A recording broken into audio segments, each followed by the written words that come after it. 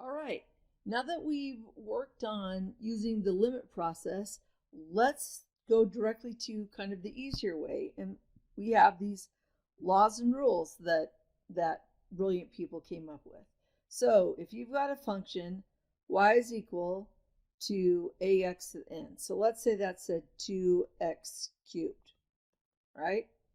To find the derivative, dy over dx is, notice the a stays there, but what was the n comes down in front.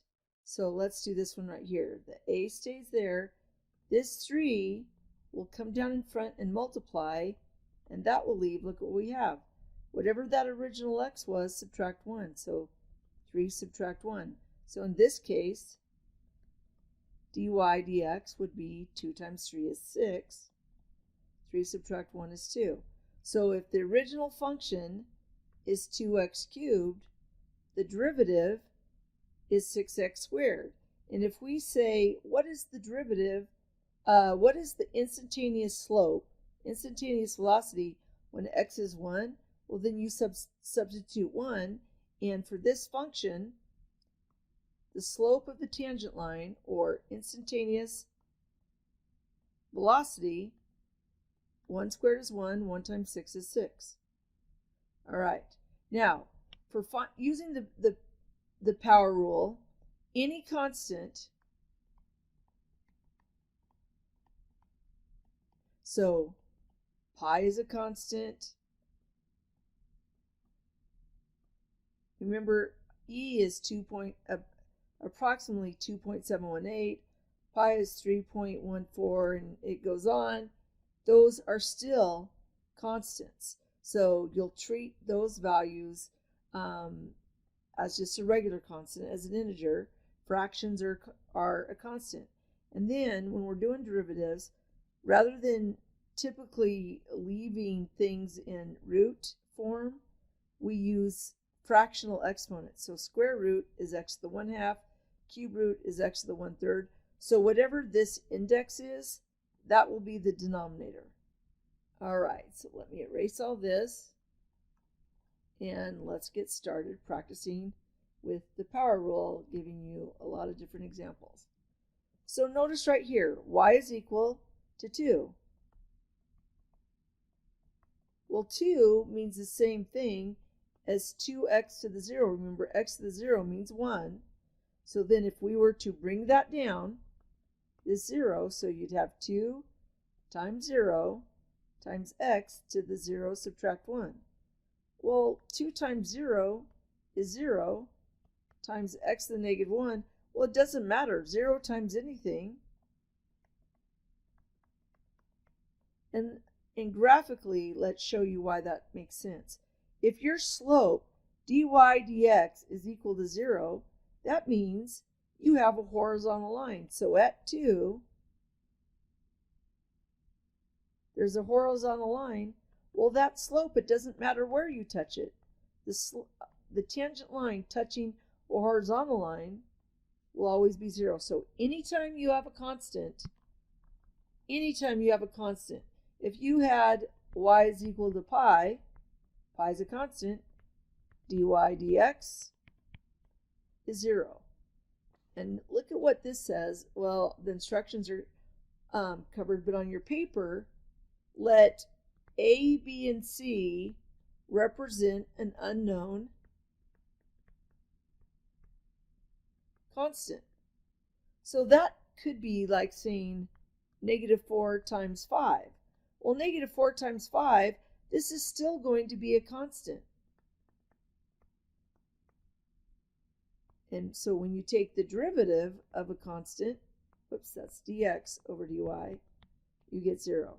So dy dx is equal to 0. Square root of 2, it's still a constant. Dy dx equal to 0. All right, let's go ahead and go on to, let's see. All right, now we do not have constants, but we do know the power rule. The power rule says, it's going to freeze, I think. There we go.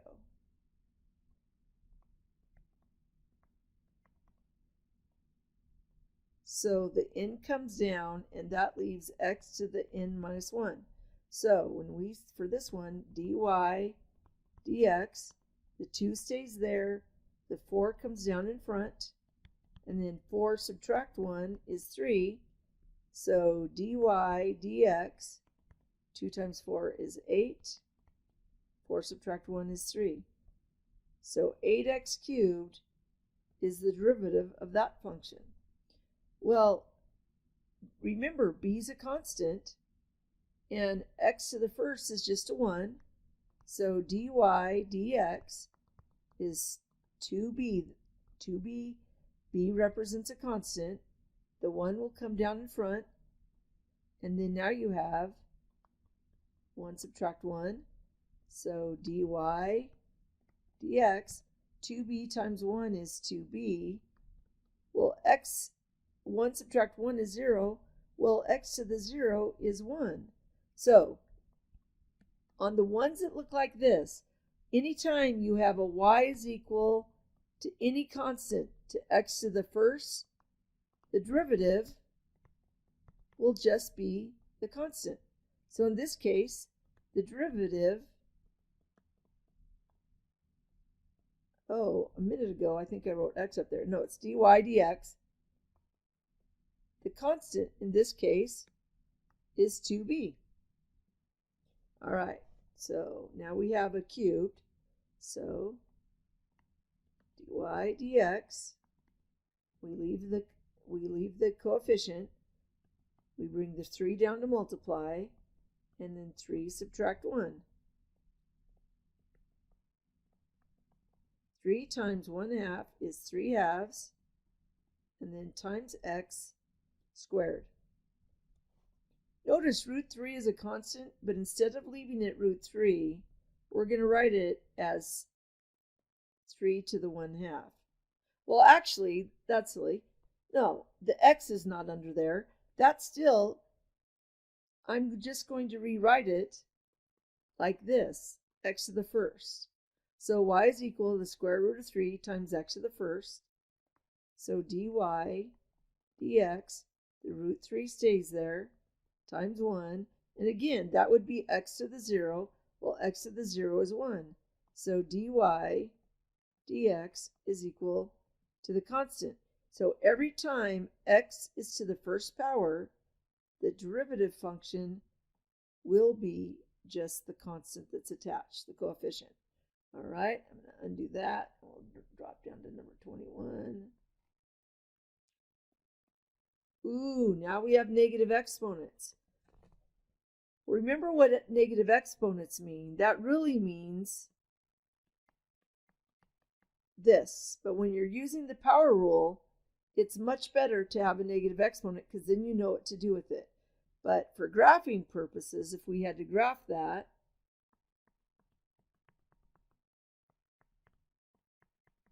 I don't know exactly what that one would look like, but there would be a vertical asymptote where x is equal to 0 and a horizontal asymptote where y is equal to 0.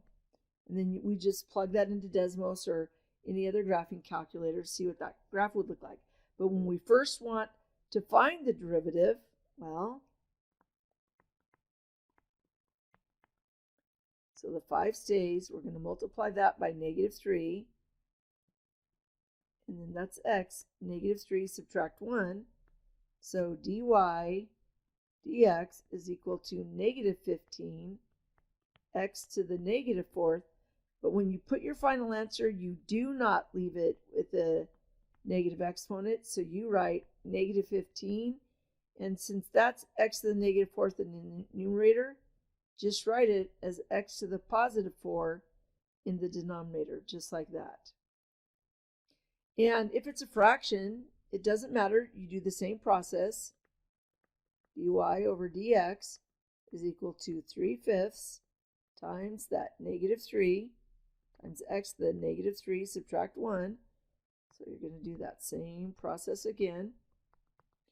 Negative 3 times 3/5 is negative 9/5. and then x to the negative fourth. So you rewrite here. I'll just go ahead and put an equal sign. You would typically rewrite that, but I'm running out of room. I'll do it here. dy dx. So it is negative 9 over 5, but the x to the negative fourth, then we write x to the positive fourth in the denominator. So this is the derivative of that function. All right. Look what happens here now. That 3/5 will get brought down in front. Oh, look, the 5's are going to cancel. Times x to the 3/5 subtract 1. But instead of putting subtract 1, I'm going to put 5 over 5. It means the same thing as 1, and it's a little bit easier for us to subtract now. So dy over dx, well, these 5's cancel, leaving 3. But then 3/5 subtract 5/5 is negative 2/5. So instead of leaving x to the negative 2/5 in the numerator, we'll write x to the positive 2/5 in the denominator.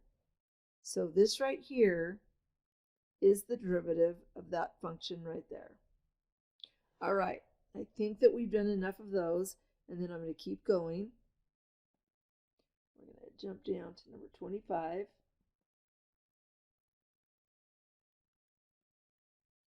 Still just going to be the power rule, but now you're going to rewrite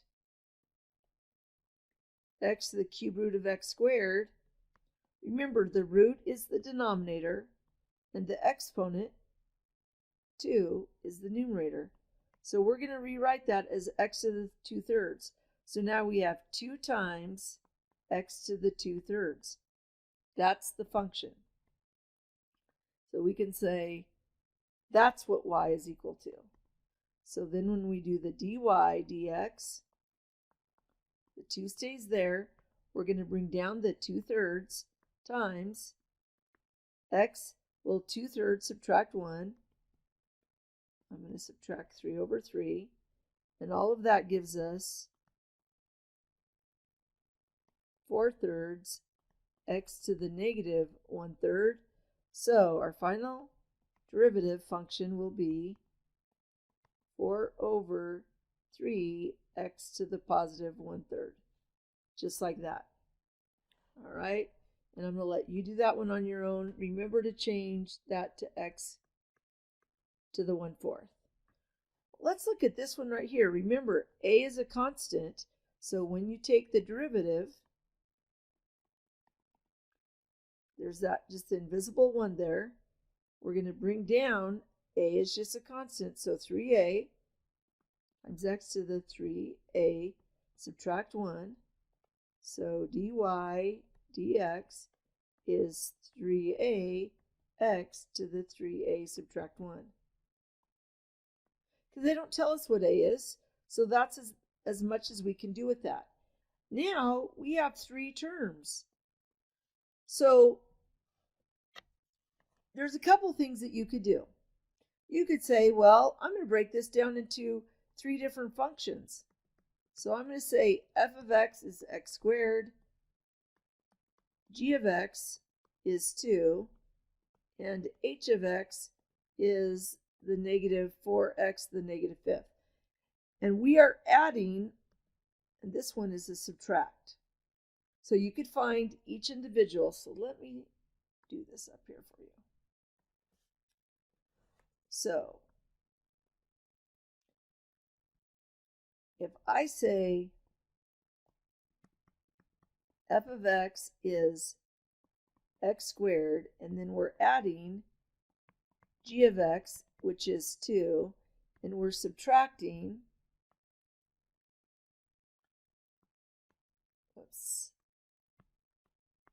h of x, which is, and none of you will want to do it this way. Well, then you could say, okay, I'll find the derivative of this. So this dy dx, well, I'll bring the 2 down in front, and then 2 subtract 1 is 1. And now we're going to add, well, the derivative of any constant is, so this derivative is 0. And now we're subtracting this derivative. Well, that's a negative 4. And we're going to bring down that negative 5. So times negative 5. And then negative 5 subtract 1 is negative 6. So that becomes 20 over x to the 6th. So when we put all that together, we're going to have dy dx is 2x plus 0 is just 2x, subtract 20 over x to the 6th. So you could go to all of that lengths, right? Or you could just look at it as one function, y is equal to x squared plus 2 minus 4 x to the negative 5th. And just know that they can be broken into pieces. Take this derivative, 2x to the 1st, this derivative, and then negative 5 times negative 4 we said is positive 20. And that will be x to the negative 6, but we don't want to leave it there. We're going to bring it down here. And then finally, it's 2x plus 20 over x to the 6th. This right here is the derivative of that function right there. All right, let's keep going.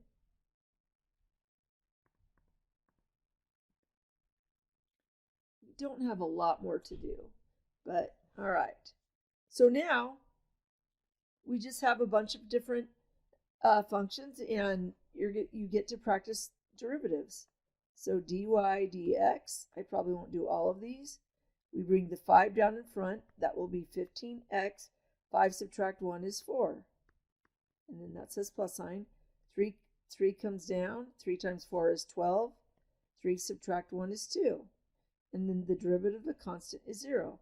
So this right here, look at how much easier that is than that original limit process. Let's go ahead and do 30, and then we'll skip to number 33, because I think that will be enough practice. So the 3 comes down, makes it 9x to the 3 subtract 1 is 2. Now that's a negative 5. When we bring down negative 2, negative 5 times negative 2 is positive 10, and then negative 2 subtract 1 is x to the negative 3rd, but we'll write it down here as x to the positive 3rd. And then again, negative 3 times negative 5 is positive 15, and when we subtract 1, we'll have over x to the 6th. All right, I'm going to undo that. Okay, so now we're just going to find this notation right there tells us to find the second derivative. Well, find the first derivative first. So dy dx, the 4 comes down in front, so that will be 16. X to the 4 subtract 1 is 3. Bring the 3 down in front. 3 times 3 is 9. 3 subtract 1 is 2. And then remember, when that's to the first power, 1 times 3 is 3. And then x to the 0 is 1. So this is the first derivative. Now we have to find, so we're going to write this second notation. And this is the notation right there. Well, now you just take the derivative of this one. So the 3 comes down in front. 16 times 3 is 48. 3 subtract 1 is 2. Plus 2 comes down in front. 2 times 9 is 18. 2 subtract 1 is 1. So x to the first, or you can leave that blank, and then the derivative of a constant is 0. So this is the second derivative. Now we could go one more time. We could do the third derivative.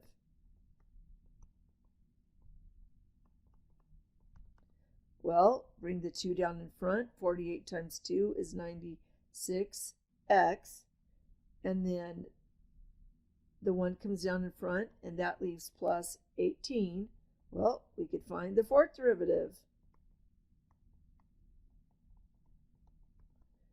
The derivative of 96x, that's to the first, is 96. The derivative of a constant is 0. Oh, look it, we could find the fifth derivative. The derivative of a constant is 0. So here's the progression. If that's the original function, here's the first derivative, the second derivative, third derivative, fourth and fifth. Almost never will you ever have to go that far. At most, third derivative is usually what we do.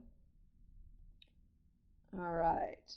So those are the higher end derivatives. All right. That is it. This is the instruction for this week, our introduction to derivatives.